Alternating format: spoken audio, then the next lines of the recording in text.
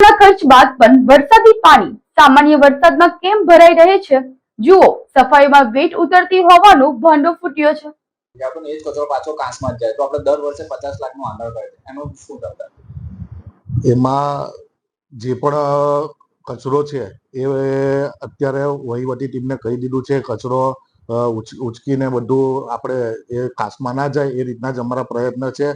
અને આ જે ખર્ચાનું તમે કહો છો સાહેબ, ખર્ચામાં એ રીતના પ્રશ્ન ઉપસ્થિત ના થાય એની અમે કાળજી લઈશું ને કોઈ જાતની એમાં બેદરકારી રાખી જ નથી સાહેબ. ભરૂચ નગરપાલિકા હંમેશા ભ્રષ્ટાચારમાં ડૂબતી રહી છે અને તેનું કારણ છે નગરપાલિકાનું સંકલન. વાત કરીએ નગરપાલિકા દ્વારા તેના વિસ્તારમાં વરસાદી 27 કાંસો આવેલી છે અને આ કાંસોની સફાઈ ચોમાસા પૂર્વે વરસાદમાં વિસ્તારોમાં પાણી ન ભરાય તેના માટે નગરપાલિકા 50 લાખ રૂપિયાની રકમનું આંધણ કાંસ સફાઈ કરાવતા હોય છે. પરંતુ કાંસ સફાઈમાં પણ વેટ ઉતારવામાં આવતી હોય, જેવી કે કાંસ સફાઈમાંથી નીકળતો કચરો ઉઠાવી લેવાની જગ્યાએ કાંસની બાજુમાં જ એકત્ર કરી તેને સમયસર ન ઉઠાવી અને વરસાદ આવતા જ તે જ કચરો વરસાદી પાણીમાં પુનઃ કાંસમાં જવાને કારણે કાંસ જામ થવી અને નાળા અને ભૂંગળાઓ પણ જામ થવાના કારણે વરસાદી પાણીનો નિકાલ ન થતા ભરૂચના અનેક જાહેર માર્ગો ઉપર સામાન્ય વરસાદમાં પણ વરસાદી પાણી ભરાવાની સ્થિતિ ઊભી થાય છે.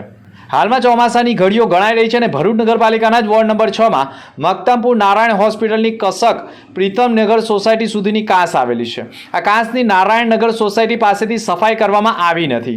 જે જગ્યાએ કાંસની સફાઈ થઈ છે તે કાંસમાંથી નીકળેલો કચરો પણ ઉઠાવી લેવાની જગ્યાએ કાંસની બાજુમાં જ એકત્ર કરવામાં આવ્યો છે. નગરપાલિકાએ કચરો સમયસર ન ઉઠાવવાનું કારણ વરસાદ વરસવાના કારણે કચરો પુનઃ કાંસમાં જવાના કારણે ગંભીર પરિસ્થિતિ ઊભી થતી હોય છે.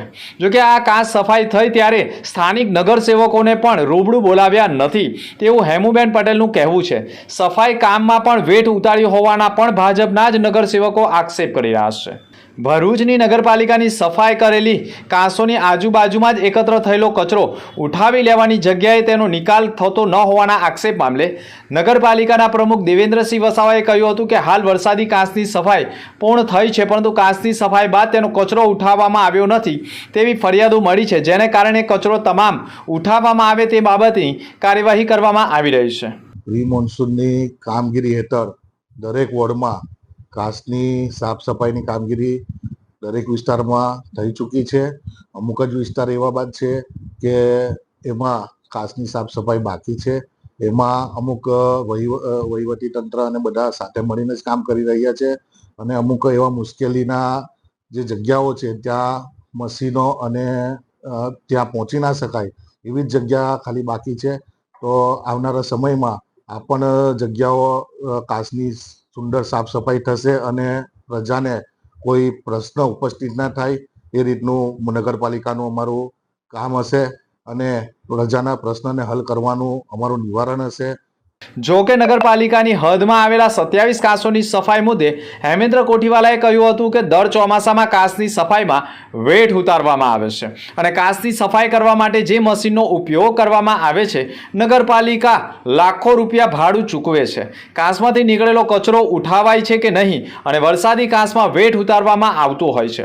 ચોમાસાની સિઝનમાં લાખો રૂપિયાના ખર્ચ બાદ પણ વેઠ ઉતારવાના કારણે મોટું કૌભાંડ દર ચોમાસામાં થતું હોવાનો આક્ષેપ વિપક્ષના હેમેન્દ્ર કોઠીવાલાએ પણ કર્યો છે. ભરૂચ નગરપાલિકા દ્વારા પ્રી મોન્સૂન કામગીરી કરવામાં આવે છે. કુલ મોટી 27 જેટલી આપણે કાંસો છે, નાની બીજી 10 કાંસો છે, એમ કરીને 37 કાંસો છે, પણ મોટી 27 કાંસો કહેવાય છે.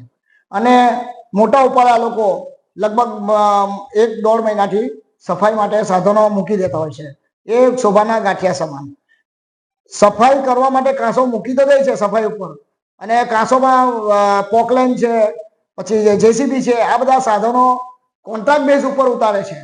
પણ તમે એનું રિઝલ્ટ છેલ્લે શૂન્ય. દર વર્ષે સબળ વિપક્ષ તરીકે અમે અમને કહેલું છે, જ્યારે હું અમને દાવાથી કહું છું કે જ્યારે આ કાંસો સફાઈ થાય છે, આટલી મસ્ત મોટી રકમ 50 થી 60 લાખનો ધુમાડો થતો હોય છે, ફક્ત 1 મહિનામાં 1 થી 1.5 મહિનામાં 50 લાખથી 60 લાખનો જો ધુમાડો થતો હોય આટલી માતબર રકમનો, અને ત્યાં સુપરવિઝનમાં કોઈ નથી હોતું, ના તો નગરપાલિકા તરફથી હોય છે કે ના કોન્ટ્રાક્ટરનો જે કોન્ટ્રાક્ટર આપ્યો એના તરફથી કોઈ સુપરવિઝન થતું હોય છે. તો આ બોડી બામણીના ખેતર સમાન છે આ નગરપાલિકા. ફક્ત અને ફક્ત પૈસાની ખાઈકી કરવા માટેના એક આ પ્રી મોન્સૂન કામગીરી છે. આજે પણ તમે જોઈ લો કે જો પ્રી મોન્સૂન કામગીરી ખરી માત્રામાં થઈ હોય તો આજે એ કાંસો ફરીથી પાછી જે આખા વર્ષ દરમિયાન સફાઈ નથી થઈ એવી બસ મોટી બની ગઈ છે. અને સબળ વિપક્ષ તરીકે અમે દર વર્ષે એમને દર વર્ષે અમે બોર્ડ હોય કે પછી ઇન્ડિવિજ્યુઅલ હોય અમે અમારો વિરોધ કરી અને એમને એમના કાન મચેરીને અમને ઉજાગર કર્યા છે. પણ આ જાડી ચામડીના સત્તાધીશો જે પ્રજાને પણ કહેવા માંગુ છું કે તમારી જે કાંસો છે એની આજુબાજુ જુઓ. આજે તમે કચરાના ઢગલા એ કાંસોમાં પડેલા દેખાય છે. કઈ રીતે પ્રી મોન્સૂન કામગીરી કરી છે એ આપણા કેમેરા માધ્યમથી હું જણાવીશ અને આપણા માધ્યમથી જણાવીશ કે સત્તાધીશો જાગો અને પ્રજાના પરસેવાના પૈસા જે તમે ટેક્સ લાખોની માત્રામાં ઉઘરાવો છો એનું આંધણ આજે કશું દેખાતું નથી. આવનારા દિવસોમાં બોર્ડ છે અને જ્યારે કમિટીઓ બેસે ત્યારે અમે વિપક્ષ તરીકે એમને આ સવાલ પૂછવાના છે અને એમને જો ના માને ના સમજે તો દરેક કાંસો પર પ્રમુખને લઈ જવાની તાકાત રાખીશું. જોકે ભરૂચમાં મીડિયાએ પણ તમામ વરસાદી કાંસોનું નિરીક્ષણ કર્યું તો વરસાદી કાંસની સફાઈ બાદ તેનો કચરો કાંસની બાજુમાં જ રહેવા દીધો હોવાના પણ ચોંકાવનારા દ્રશ્યો જોવા મળી ગયા છે. ભરૂચ નગરપાલિકા હાલ તો ગંભીર પરિસ્થિતિમાં મુકાઈ ગઈ છે.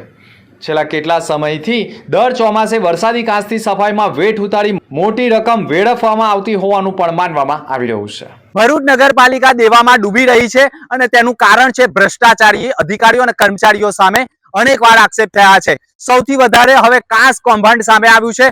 વરસાદી કાંસ દર ચોમાસાની સિઝનમાં 27 કાંસોની સફાઈ પાછળ 50 લાખ રૂપિયાનો ખર્ચો થતો હોય છે.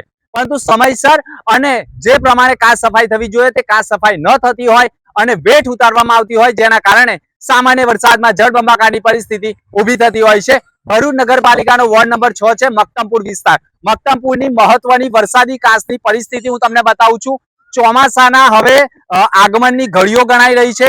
24 કલાક 48 કલાકમાં ભારે વરસાદની આગાહી છે. આ જે વરસાદી કાંસ છે તેનો જે કચરો હોય છે તેને તમે જોઈ રહ્યા છો બાજુમાં જ નિકાલ કરેલો છે. હવે આ સુકાઈ ગયો છે. 48 કલાકમાં ભારે વરસે એટલે કે વરસાદ વરસે તો એ જ વરસાદનો કચરો પાછો કાંસમાં જાય અને કાંસ જામ થઈ જવાની શક્યતા વર્તાય છે અને એટલા માટે સામાન્ય વરસાદમાં વરસાદી પાણી ભરાવાની સમસ્યા રહે છે. પરંતુ આ જ વરસાદી કાંસો જે 27 કાંસો આવેલી છે તેની સફાઈ કરવામાં આવી હોવાનું દર્શાવી દર વર્ષે 50 લાખ રૂપિયાનું સત્યાનાશ વાળવામાં આવતું હોય તેવું પણ માનવામાં આવી રહ્યું છે. ત્યારે હવે 48 કલાક વરસાદની આગાહીની વચ્ચે હજુ પણ તમે જોઈ રહ્યા છો વરસાદી કાંસમાં લબાર કામ થયું હોય અને તમામ કચરાનો જથ્થો બાજુમાં જ ભેગો કરાયો હોય અને ફરી વરસાદ વરસે તો એ પાછો કાંસમાં આવે અને ફરી એકવાર વરસાદી કાંસ જામ થવાના કારણે ભરૂચમાં સામાન્ય વરસાદમાં પણ જળબંબાકારની પરિસ્થિતિ ઊભી થાય તેવા દ્રશ્યો અહીંયા સ્પષ્ટ જોવા મળી ગયા છે. પરંતુ ભરૂચ નગરપાલિકા દર ચોમાસાની સિઝનમાં 27 વરસાદી કાંસોની સફાઈ પાછળ 50 લાખ રૂપિયાનું આંધણ કરતી હોય છે. પરંતુ તેનું આંધણ થવાના કારણે આજે ભરૂચ નગરપાલિકા દેવામાં ડૂબી ગઈ હોય તેવા દ્રશ્યો પણ સ્પષ્ટ જોવા મળી રહ્યા છે.